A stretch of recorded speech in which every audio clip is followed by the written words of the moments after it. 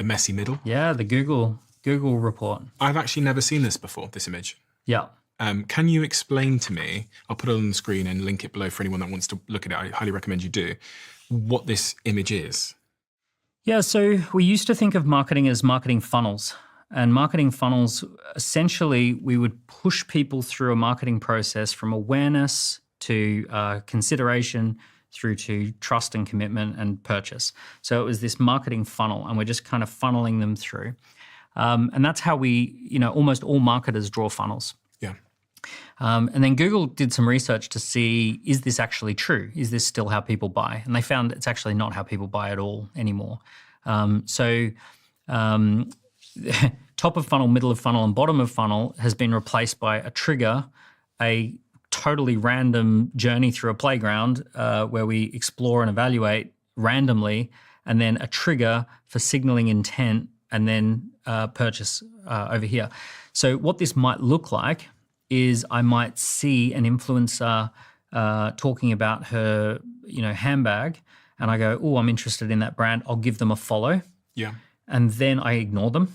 And then I discover that they've actually put some videos on YouTube, and I start watching a video on YouTube, but then I go and do something else.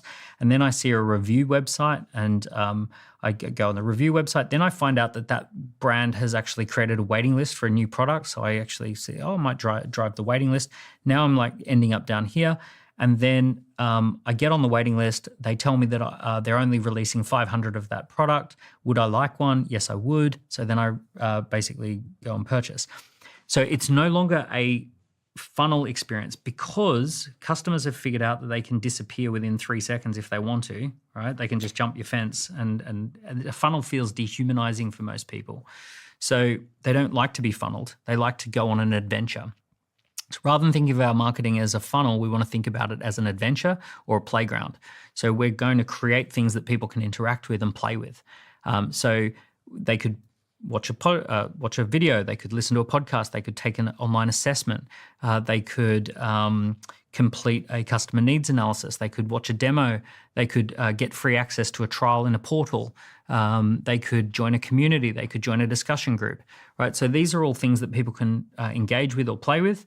And we want it to avoid feeling like a funnel. We want to feel like it's lots of value, lots of great experiences, and then at the certain time, there are moments to act if you want to buy something. If you're the right person at the right time, this is the moment to act.